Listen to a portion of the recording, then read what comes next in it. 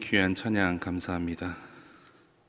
오늘 또 수요기도에 나오신 우리 성도님들을 위해, 그리고 또 온라인으로 가정에서 예배드리는 우리 성도님들을 위해 하나님께 주시는 은혜와 평강이 충만하게 넘치게 될 줄 믿습니다. 몇 년 전에 우리 성도님들 중에 요양원에 많이 계신 분들이 계셔서 또 요양원에 가서 그렇게 신방을 가졌던 적이 있습니다. 요양원에 가서 그 성도님을 만나기 위해서 기다리고 있는데, 요양원 대기실에서 이제 그 성도님을 기다리고 있는데 저 멀리서 휠체어를 타고 오셨습니다. 그런데 몸이 교회에서 뵀을 때보다 예전만 못하시더라고요. 몸이 연약해져 있고 몸은 더 말라 있고 참 안쓰러워 보였습니다. 권사님을 만나서 또 그렇게 물었습니다.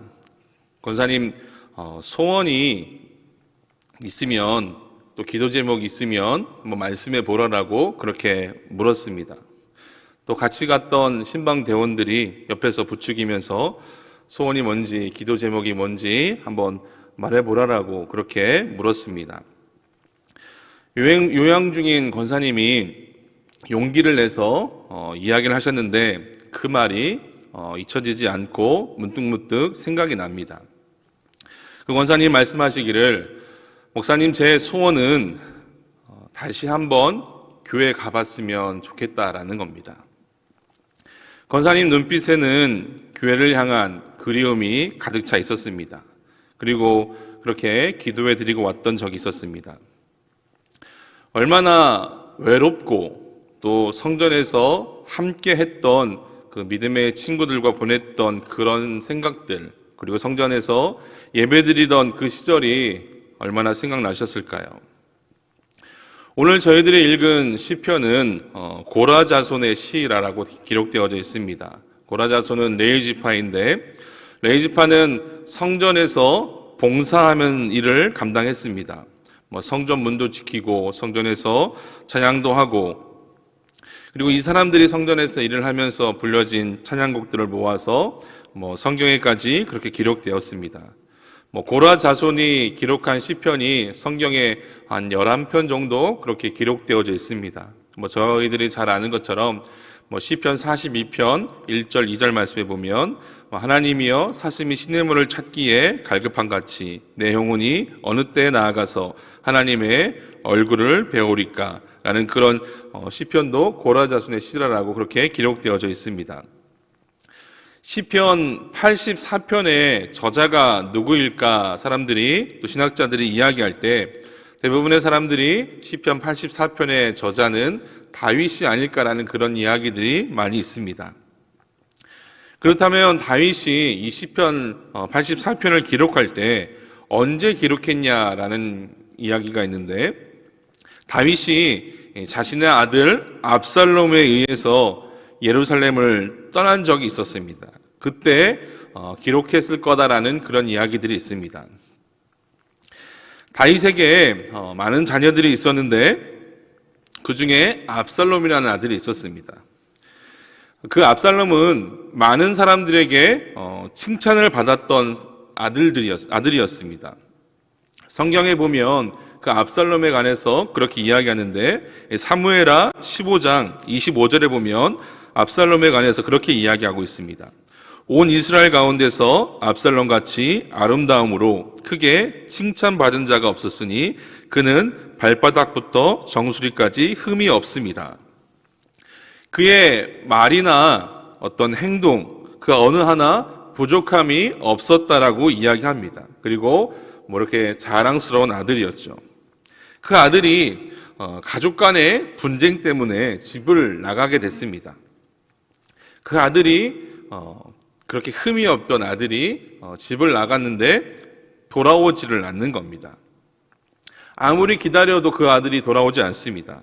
그런데 그 아들이 돌아왔는데 군사를 이끌고 찾아왔습니다. 아버지와 어머니가 보고 싶어서 찾아온 것이 아니라 칼과 창을 들고 아버지와 어머니를 죽이겠다라고 하면서 돌아온 겁니다. 이런 기막힌 일이 어디 있을까요? 다윗은 결국 한밤중에 예루살렘을 떠나 도피합니다. 그 도피하는 다윗의 모습을 성경은 이렇게 이야기합니다. 다윗이 감람산길로 올라갈 때에 그의 머리를 가리고 맨발로 울며 가며 그와 함께 가는 사람들도 머리를 가리고 올라가니라.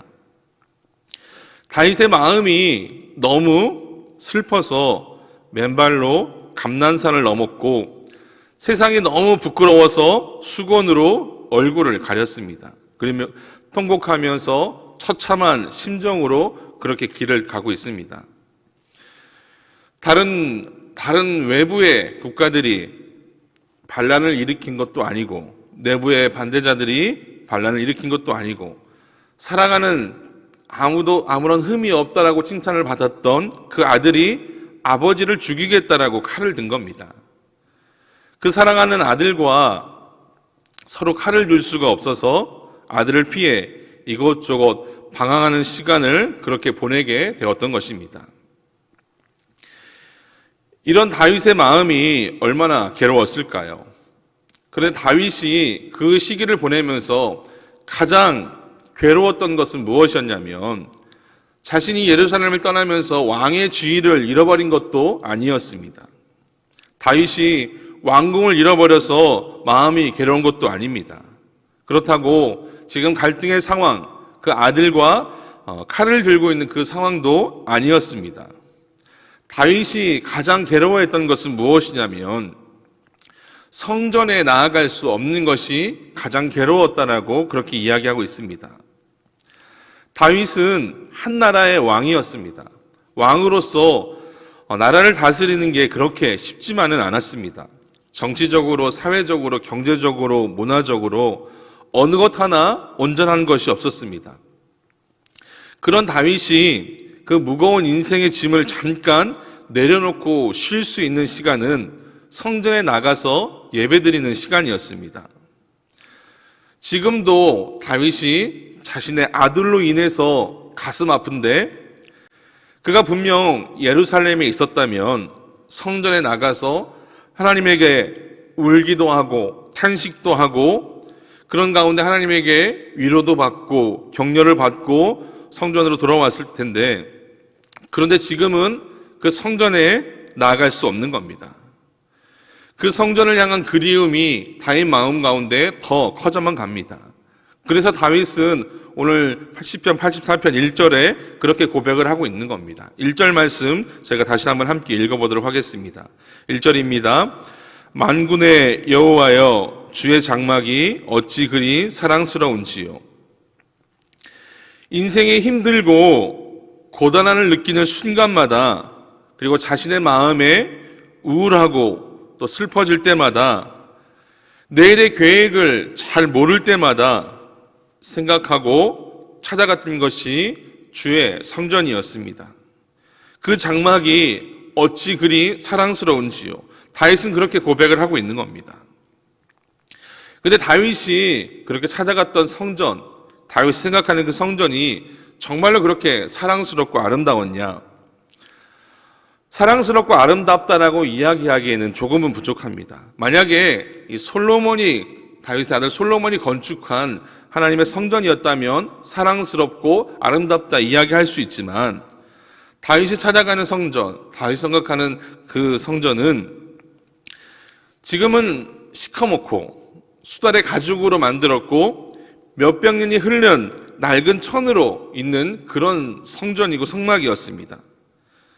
그러나 비록 그런 천막이었지만 그곳에는 여호와의 법궤가 있었고 그곳에 가면 두려운 마음이 조금은 사라지고 세상에 알 수 없는 평안함을 그곳에서 누렸고 그리고 그곳에서 자신이 잘 다루는 악기를 연주하며 하나님을 찬양하는 순간에는 아무런 걱정도 염려도 다 사라졌다라고 그렇게 이야기합니다.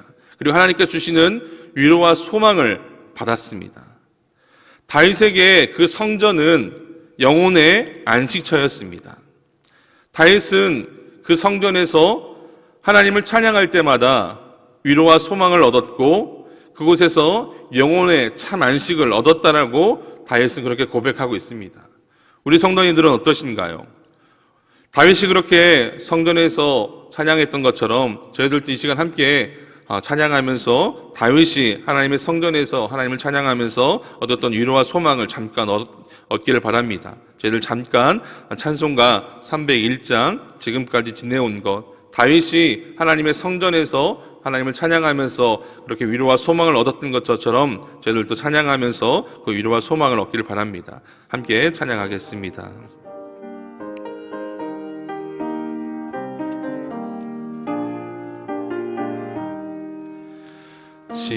지금까지 지내온 것 주의 크신 은혜라, 한이 없는 주의 사랑 어찌 이루 말하랴. 자나깨나 주의 손이 항상 살펴주시고 모든 일을 주 안에서 형통하게 하시네. 몸도 맘도 연약하나 세임 받아 살았네. 물 붓듯이 부시는 주의 은혜 족하다. 사랑 없는 거리에 나 험한 산길에 맬 때 주의 손을 굳게 잡고 찬송하며 가리라. 주님 다시 배올 날이 날로 날로 다가와 무거운 짐 주께 맡겨 벗을 날도 멀잖네.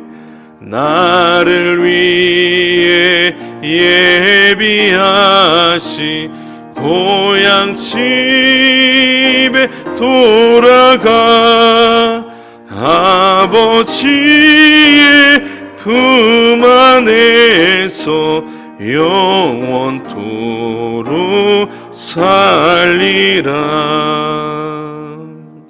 아멘. 다윗은 그랬던 겁니다. 하나님의 성전에 나아가서 하나님을 찬양할 때마다 하나님께 주시는 위로와 소망을 얻었고, 두려움과 또 여러 가지 문제가 있을 때 하나님의 성전에 나아가서 하나님 앞에 기도하면서 하나님께 주시는 뜻과 은혜를 받아들였던 겁니다. 성전은 다윗에게 영혼의 안식처였습니다. 다윗은 항상 성전에 그렇게 마음을 두고 살았습니다. 새해를 맞이할 때, 안식일 때마다, 또 국가의 행사가 있을 때마다, 전쟁에 나아갈 때, 그리고 힘든 순간마다 성전에 나아가서 힘을 얻었습니다. 그런데 지금 본문의 상황 속에 다윗이 아들 압살롬에 의해서 예루살렘을 떠나왔습니다. 지금 성전에 나아가야 하는데 다윗이 성전에 나갈 수 없는 겁니다. 내 영혼의 안식처인 성전에 나아가야 하는데 나갈 수가 없는 겁니다. 그래서 다윗은 오늘 2절에서 그렇게 고백을 하고 있는 겁니다. 2절 말씀 함께 읽겠습니다. 내 영혼이 여호와의 궁정을 사모하며 쇠약하며 내 마음과 육체가 살아계신 하나님께 부르짖나이다. 주의 성전에 나아갈 수 없는 다윗, 그 성전을 그리워하다가 내 육체도 내 영혼도 쇠약해져 가는 것을 느꼈다는 겁니다. 성전에 나아가야 하는데 나아가지 못하니까 시간이 지나면서 열정도 식고 사명감도 식어가고 손 하나 까딱하기 싫고 사람도 만나는 것도 싫고 모든 것이 다 하기 싫어졌다는 겁니다. 정말 내 영혼이 쇠약해져 가는 것을 느꼈습니다. 그렇게 쇠약해져 가는 내 몸과 마음을 가지고 허공을 바라보는데 참새 한 마리가 날아가고 있었습니다. 그러면서 그 참새가 부럽다는 생각이 들었다는 겁니다. 3절 말씀에 그렇게 고백합니다. 나의 왕 나의 하나님 만군의 여호와여, 주의 제단에서 참새도 제 집을 얻고 제비도 새끼둘 보금자리를 얻었나이다. 다윗은 이스라엘의 왕입니다. 주변의 왕들은 다윗을 부러워하는데 다윗은 오늘 그 참새 한 마리를 부러워하는 겁니다. 다윗이 그 참새를 부러워하는 이유는 한 가지입니다. 다윗에게 가장 중요한 가치인 성전을 잃어버렸기 때문입니다. 성전에 마음대로 가고 성전에 집을 지을 수 있는 그 참새와 제비가 부럽다는 겁니다. 다윗의 마음 가운데는 이 성전을 향한 마음으로 가득 차 있었습니다. 근데 생각해 보면 하나님께서는 왜 이런 다윗에게 이런 고난과 아픔을 허락하셨던 것일까요? 다윗이 성전을 지어서 하나님께 드리고자 했던 것이 잘못이었을까요? 백성들이 하나님을 잘 섬기도록 예배하도록 가르친 것이 잘못이었을까요? 전쟁에 나가서 적군을 물리친 것이 잘못이었을까요? 하나님은 왜 다윗에게 이런 고난과 아픔을 주시는 것일까요? 그것은 이런 질문 때문에 그렇습니다. 이런 질문입니다. 너의 최고의 가치는 무엇이냐라는 겁니다. 다윗에게 최고의 가치는 무엇인지, 최고의 가치가 어디에 있는지, 누구에게 있는지 하나님은 알기를 원하셨습니다. 왕의 자리에 있으면서 혹 교만해지진 않았는지, 왕의 자리에서 내가 최고구나, 그런 마음을 가질 수가 있습니다. 그러다 보면 최고의 가치인 하나님을 잊어버릴 수 있다는 것이죠. 그런데 고난 가운데 있을 때 하나님이 물으시면 다른 겁니다. 하나님이 물으십니다. 너의 최고의 가치는 무엇이냐는 겁니다. 오늘 이 자리에 나오신 우리 성도님들의 최고의 가치는 무엇입니까? 다윗이 고민을 합니다. 나의 최고 가치는 무엇일까? 왕일까? 왕의 주의일까? 왕궁일까? 하나님은 다윗의 이런 고난을 통해서 다윗이 알기를 원하셨습니다. 하나님께서 그의 최고의 가치인 것을 알기를 원하셨습니다. 하나님께서 다윗 인생 가운데 하나님께서 그의 주인임을 알기를 원하셨습니다. 하나님이 가장 중요하고 하나님의 임재가 가장 중요하고 하나님께 드리는 찬양이 중요하고 하나님을 생각하면 기쁘고 하나님이 전부가 되는 사람, 그것을 다윗에게 기대하셨던 겁니다. 어쩌면 하나님께서도 저희들에게 바라시는 것은 그것입니다. 하나님께서 내 인생의 최고의 가치이고 하나님께서 내 인생의 주인이시고 하나님께서 가장 중요하고 하나님의 임재가 가장 중요하고 내 인생 가운데 하나님께 드리는 찬양이 중요하고 하나님을 생각하면 기쁘고 하나님의 전부가 되는 삶을 살기를 어쩌면 오늘 나에게 바라시고 계실 겁니다. 하나님은 다윗의 이런 신앙의 모습이 이스라엘 백성들에게 좋은 본보기가 되기를 원하셨습니다. 하나님은 다윗의 신앙이 이 다윗의 왕대대로 흘러가기를 원하셨죠. 그리고 하나님은 이 다윗의 신앙이 그의 자손들에게 대대로 흘러가기를 원하셨습니다. 하나님은 다윗이 훌륭한 장군이 되기를 원하셨던 것은 아닙니다. 하나님은 다윗이 역사적인 훌륭한 정치가가 되기를 원하셨던 것도 아닙니다.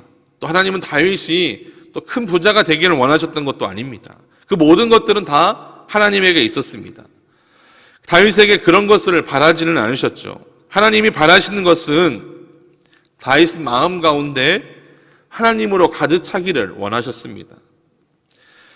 하나님이 다윗에게 원하시는 것은 다윗이 왕으로 살아가는 삶이 아니라 하나님을 왕으로 섬기며 사는 삶을 살기를 원하셨습니다. 하나님의 통치와 다스림을 받기를 원하셨고 하나님의 날개 그늘 아래 머물기를 원하셨습니다. 다윗은 그 고난의 시간에 그런 하나님의 마음을 깨닫는 겁니다. 그리고 오늘 본문 10절에 그렇게 고백을 하고 있습니다. 10절 말씀을 제가 함께 읽어보도록 하겠습니다. 주의 궁정에서 한날이 다른 곳에서의 첫날보다 나은즉 악인의 장막에 사는 것보다 내 하나님의 성전 문지기로 있는 것이 좋사오니. 하나님께 가까이 갈 수만 있다면, 하나님을 예배하고 찬양할 수만 있다면 하나님의 성전 문지기로 있는 것이 좋다는 것입니다. 이것이 다윗의 고백입니다. 사랑하는 성도 여러분, 이 신앙, 이 믿음의 고백이 우리 성도님들 안에 있기를 바랍니다. 다윗이 하나님에게 많은 사랑을 받았습니다. 어떻게 다윗이 하나님에게 그 큰 사랑을 받을 수 있었을까요? 저희가 알기로 다윗은 허물과 실수가 많은 사람입니다. 저희들이 입에 담을 수 없는 죄도 저지른 사람입니다. 그런데 하나님께서 그 다윗을 끝까지 사랑하셨습니다. 그리고 그런 다윗에게 마음에 합당한 자라는 말까지도 해주셨습니다. 왜 다윗을 그렇게 사랑하고 그의 마음에 합당한 자라고 하셨을까요?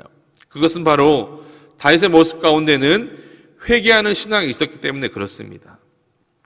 하나님이 다윗의 잘못을 자신의 앞에 비춰주시자 다윗은 변명하지 않았습니다. 바로 무릎 꿇고 내가 죄를 지었고 내가 하나님 앞에 벌을 받아야 한다라고 그렇게 바로 회개하고 자신의 잘못을 시인했습니다. 다윗은 그렇게 회개하는 자였기 때문에 하나님께서 다윗을 끝까지 사랑해 주셨습니다. 그리고 다윗이 하나님의 사랑을 끝까지 받을 수 있었던 것은 오늘 시편 84편을 묵상하면서 알게 되었습니다. 그것은 다름이 아니라 다윗의 마음의 중심이었습니다. 하나님은 우리 마음의 중심을 보십니다. 다윗의 마음 중심에는 하나님을 향한 사랑으로 가득 차 있었습니다. 하나님은 그것을 보시고 하나님의 마음에 합한 자라 하셨고 다윗을 끝까지 사랑해 주셨습니다. 다윗은 평탄한 인생을 살지를 못했습니다. 험난한 인생길을 걸어갔습니다. 그 고난의 순간에 하나님은 그를 하나님의 합당하게 여기는 자로 만들어 가셨습니다. 고난을 통해 하나님을 향한 목마름을 주셨고 고난을 통해 그의 영혼을 그렇게 빚어가고 계셨습니다. 압살롬 자신의 아들이 자신을 죽이겠다라는 기막힌 상황 가운데서도 맨발로 산을 넘으며 얼굴을 가리고 산을 넘는 고난의 시간이 없었다면 다윗이 어떻게 하나님을 향한 그런 마음이 그 가운데 가득 찰 수 있었을까요? 사울 왕이 자신을 죽이겠다라고 군사를 몰려오고 오는 그 두려움 가운데 또 허기진 배를 움켜쥐고 있는 그 서러움 가운데 찬 이슬을 맞으며 잠을 자는 그 고독함 가운데 이런 고난이 없었다면 하나님께서 보호해 주시고 인도해 주시고 세워주시는 그 하나님의 은혜를 어떻게 중심에 놓고 살아갈 수 있었을까요? 이런 고난 속에 하나님은 다윗 마음 가운데 하나님을 향한 마음으로 가득 차게 하셨던 것입니다. 사랑하는 성도 여러분, 다윗은 이런 고난의 시간, 아픔의 시간을 통하여서 그 마음 가운데 하나님을 향한 그 마음으로 가득 차는 시간으로 세워 나갔던 것입니다. 예전에 코로나로 교회에 와서 예배를 드리지 못할 때는 가슴이 너무 답답하고 아팠습니다. 사무실에 있어도 마음이 잘 잡히지 않았습니다. 근데 요즘은 너무 기쁩니다. 성전에 나와서 예배 드릴 수 있고 또 주중에 한두 번씩이지만 교회를 오시는 분들이 있기 때문에 그렇습니다. 저희들이 그 고난의 시간, 아픔의 시간이 없었다면 어떻게 이 예배를 통하여서 이 예배가 하나님 앞에 드리는 예배이며 이 예배가 그렇게 소중하고 감격 시간인 것을 알 수가 있었을까요? 사랑하는 성도 여러분, 다윗은 그 고난의 시간, 아픔의 시간을 통하여서 그 마음 가운데 하나님을 향한 그 마음을 담아갔던 시간들이었습니다. 어쩌면 저희들에게 있었던 그 아픔의 시간이었지만 그 시간을 통하여서 저희들은 더욱더 하나님의 성전을 사모하게 되었고 하나님의 예배를 더 사모하게 되었다는 겁니다. 이런 신앙, 이런 믿음이 저희들 가운데 있기를 바랍니다. 그럴 때 하나님께서는 다윗에게 부어주셨던 놀라운 사랑과 은혜를 저희들 삶 가운데 부어주실 줄 믿습니다. 저희들이 신앙의 습관 세우기를 진행해 나아가고 있습니다. 한 달이라는 시간 동안 저희들의 습관을 다시금 세우려고 합니다. 예배의 습관, 또 믿음의 습관을 또 온전히 세워 나가려고 합니다. 그것들이 다시금 내 몸의 습관이 되어서 하나님을 예배하는, 또 하나님을 찬양하는, 하나님의 말씀을 듣는 내 몸의 습관이 되어서 그것을 통하여서 하나님께 주시는 놀라운 복과 은혜를 받아 누리는 귀한 시간들로 세워 나가기를 바랍니다. 그리고 특별히 더욱더 하나님의 성전을 사모하는 은혜가 우리 성도님들 가운데 있기를 바랍니다. 그래서 하나님 성전에 나와서 예배드리며 하나님 성전에서 찬양할 때 하나님께 주시는 위로와 소망을 받아 누리시는 저와 성도님들이 다 되실 줄 믿습니다. 그런 놀라운 은혜가 저와 성도님의 삶 가운데 임하게 될 줄 믿습니다. 이 시간 저희들 함께 찬양하면서 더욱더 주님 앞에 나아가기를 원합니다. 다윗의 아들 압살롬에게 쫓겨가는 고난의 순간, 자신의 인생의 여러 아픈 순간이 있었지만 그 순간에, 고통의 순간에 다윗의 마음을 기억하시고 그 순간에 다윗이 무엇을 바라보고 의지했는지 함께 찬양하면서 주님 앞에 나아가도록 하겠습니다.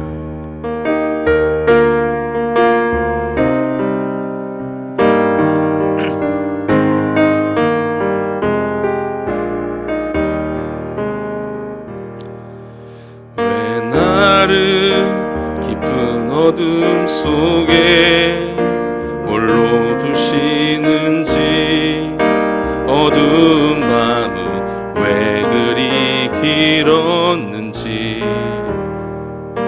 나를 고독하게, 나를 낮아지게, 세상 어디도 기댈 곳이 없게 하셨네.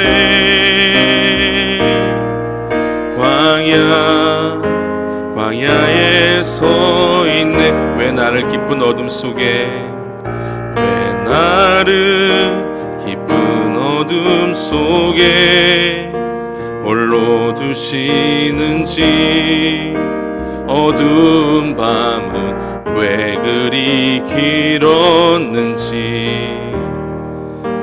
나를 고독하게, 나를 낮아지게, 세상 어디도 기댈 곳이 없게 하셨네.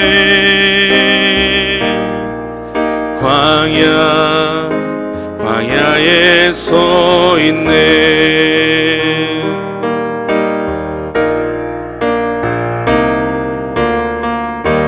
주님만 내 도움이 되시고, 주님만 내 빛이 되시는, 주님만 내 친구 되시는 광야.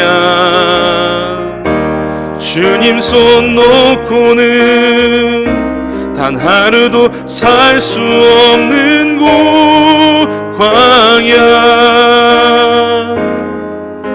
광야에 서 있네. 왜 나를 깊은 어둠 속에 홀로 두시는지, 어두운 밤은 왜 그리 길었는지,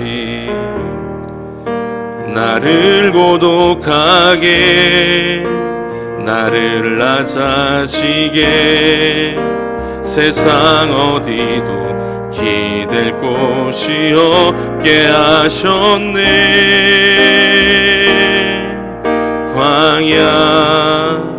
광야에 서 있네.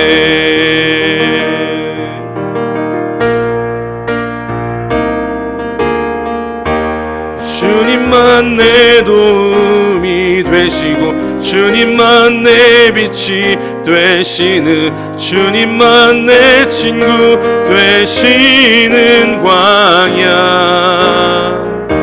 주님 손 놓고는 단 하루도 살 수 없는 곳,